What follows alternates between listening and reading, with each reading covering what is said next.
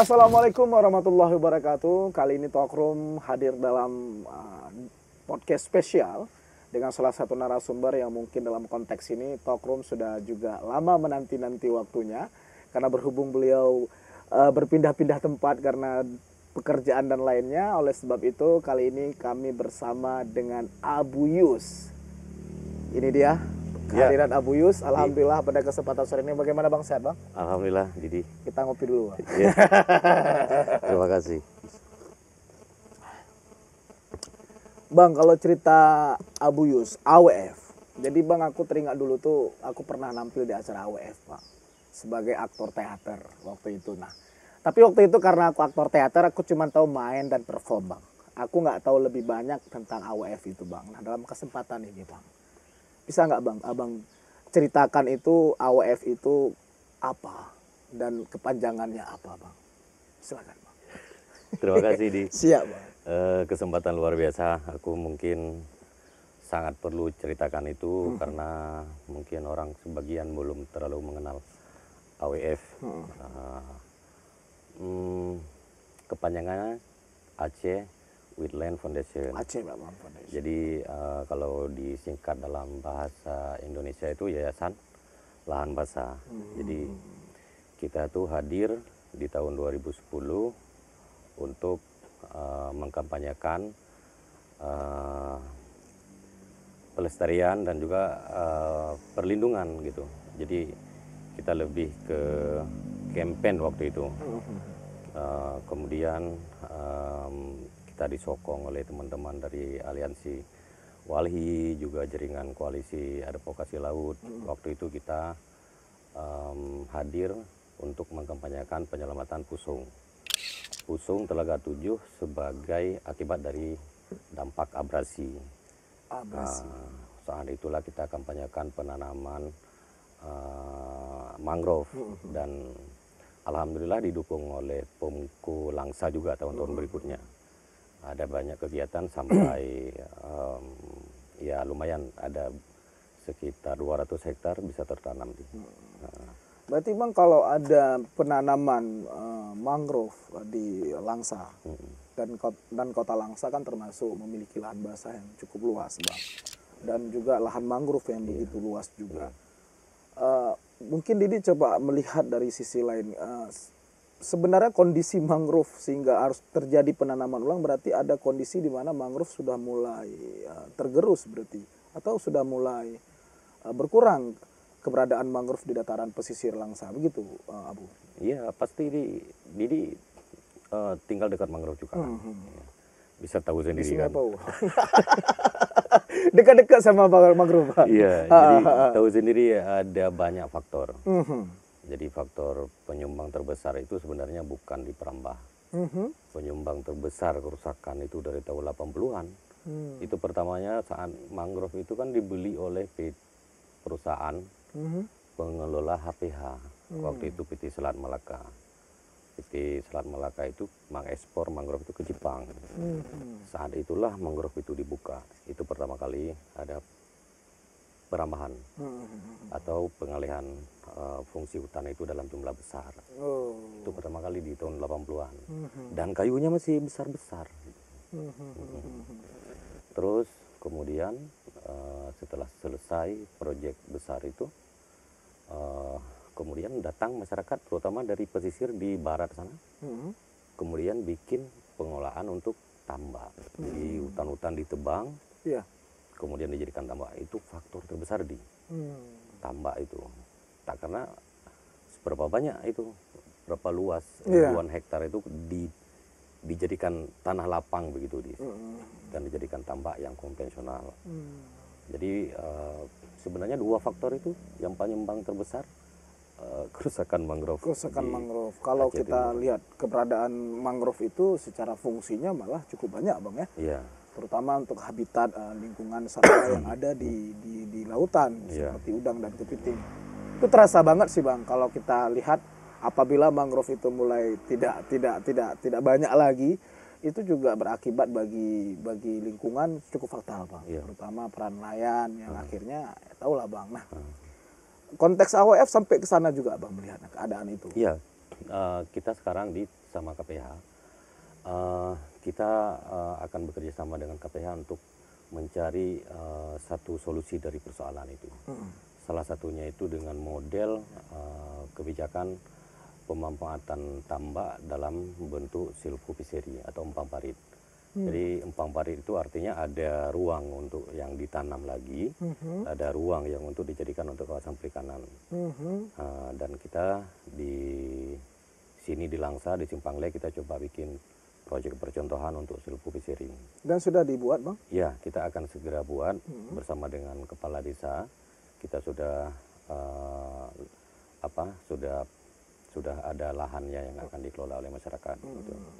Dan itu sebagai percontohan saja. Percontohan saja, karena masyarakat kan masih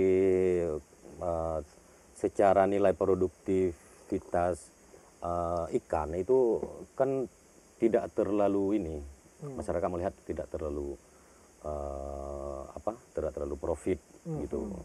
Jadi tapi kita mencoba itu melakukan itu dengan konsultannya dari teman-teman KPH juga, supaya dari sisi perikanan juga profit gitu. Dari sisi perikanan profit dan juga ada keuntungan terhadap ekologi ini, ekosistem. Artinya di sini aku ngelihat berarti AWF cukup memperhatikan tingkat itu sehingga melakukan kerjasama. Nah, selama AWF muncul hari ini, Bang, terobosan-terobosan AWF tentang pentingnya kehadiran mangrove itu ada nggak, Bang, kira-kira program-program yang sudah dijalankan dan yang akan dijalankan? Sebenarnya kita bicara soal mangrove itu harus bicara pertama dari sisi perlindungannya. Sisi perlindungan di dalam kawasan hutan produksi maupun hutan lindung itu sebenarnya harus benar-benar diintervensi oleh pemerintah supaya ada model, Bang, harus diintervensi. wajib diintervensi supaya ada model pengolahan yang berkelanjutan. Di dalamnya itu harus ada. Kemudian pemanfaatannya orang masyarakat sudah puluhan tahun memanfaatkan. Jadi pemanfaatan itu harus korelasi dengan kebijakan yang diciptakan oleh pemerintah. Ya, kemudian pemanfaatan lain.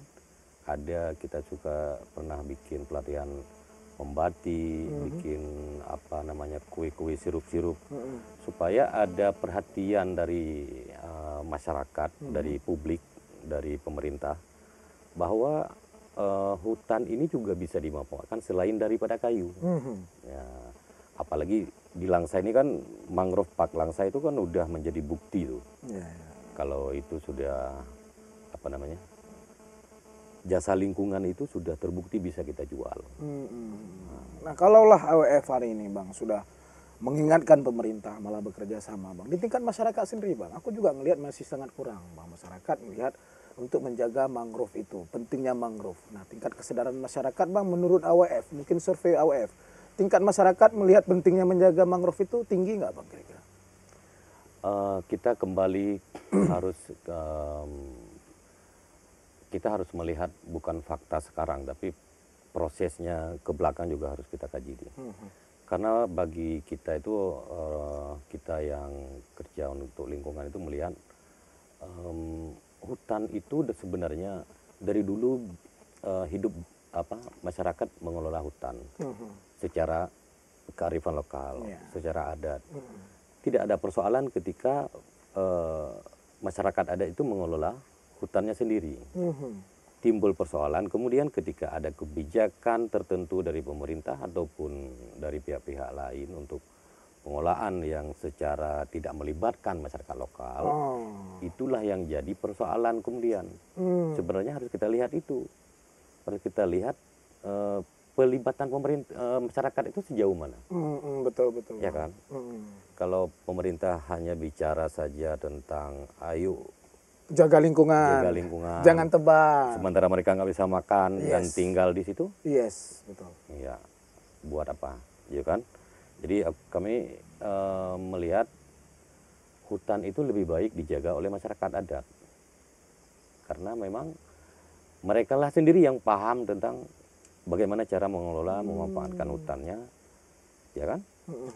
Tapi kalau sudah dalam bentuk komersialisasi, sudah bentuk dalam industri, ini mungkin akan mengabaikan hak-hak mereka. Iya, betul. Nah, kalau kita bicara tentang kebijakan pemerintah Bang, dan juga terlibatnya masyarakat. Nah aku sedikit Bang, kita pernah tahu isu Bang, dan pernah kita mendengar isu bahwasanya di tahun 2006 kalau nggak salah aku, BRRI itu sudah punya program untuk melakukan penggerukan jalur sungai yang nanti itu juga akan berkenaan dengan lingkungan Bang. Nah ini kan kebijakan pemerintah nih Bang. Dan saya yakin juga di situ potensi kehadiran masyarakat untuk dihadirkan juga kayak dalam tanda kutip agak kurang nih Bang. AOF melihat seperti apa kondisi ini Bang? Ya sebenarnya itu sudah pernah diwacanakan dulu tahun 2010, 2011 kalau nggak salah saya. Secara prinsipnya begini, kita sangat mendukung kebijakan pembangunan untuk memamorkan masyarakat, baik langsung atau tidak langsung itu kan. Dengan adanya lalu lintas pelayaran ekspor impor segala macam. Seperti pelabuhan Kuala Langsa hari ini. Dengan hidupnya pelabuhan itu akan menguntungkan masyarakat, menguntungkan pemerintah, dan juga pemerintah di kawasan lain yang hinterlandnya dengan pelabuhan Kuala Langsa. Ada Aceh Timur, ada Tamiang, ada Gayo Luwes, dan hinterlandnya itu ke sini. Jadi kita sangat mendukung itu. Mendukung dalam konteks. Sangat mendukung itu. Tetapi pada prinsip-prinsip kepentingan ekologi juga harus diperhatikan. Artinya jika sebuah proyek itu berdampak terhadap kerusakan ekologis, itu harus diperhatikan. Nah kembali kepada soal pengerukan, kita melihat begini dalam rencana blueprint BRR itu tahun 2006-2007 itu memang disebutkan bahwa harus ada kajian khusus terkait dengan dampak yang ditimbulkan akibat dari proyek itu. Nah ini ya mungkin kita harus minta ini mungkin ke pemerintah untuk melakukan kajian itu dulu sebelum proyek itu dilakukan begitu. Nah, kita sangat mendukung itu sebenarnya. Karena kan satu sisi Bang, kita bermimpi pelabuhan Kuala Langsa bakal menjadi pelabuhan yang membuka ruang ekspor impor, dan kita beberapa bulan terakhir tahun yang lalu juga malah diwacanakan ekspor produk dari pelabuhan Kota Langsa. Nah, wacana BRR ini akhirnya sinkron dengan program ini Bang. Mau nggak mau kita melihat bahwasanya ada tingkat kedangkalan, malah kalau nggak salah saya Bang. Sehingga memang harus dikerok tuh Bang. Nah, kalau seperti Abang bilang ada kajian-kajian, pertanyaan saya Bang, sudahkah dikaji Bang? Sejauh yang kami ketahui kan sebuah kajian itu kan harus melibatkan semua elemen ya. Masyarakat yang paling penting, apakah mereka sepakat, setuju, ya kan? Masyarakat yang memiliki dampak langsung. Kira-kira Bang, secara spesifik daerah mana nih yang langsung akan langsung berdampak? Telaga 7 misalnya. Telaga 7 kan berada di pintu. Ya, sebagai pulau terluar itu kan. Dan dihuni oleh 3.000 orang di situ. Dan ini juga harus diperhatikan terhadap dampak akibat dari proyek itu. Dan kajian itu mestinya harus segera dilakukan. Ya. Akan kemungkinan Bang, proyek itu akan direalisasikan? Informasi yang kita tahu di media memang itu September sudah rencana untuk dilakukan. Tapi sampai sekarang mungkin masih dalam tahapan proses.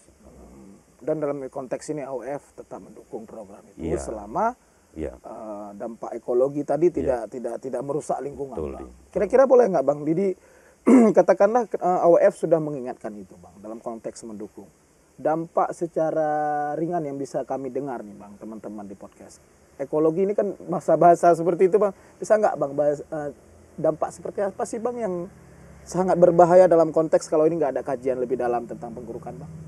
Ya, dampak pertama itu mungkin di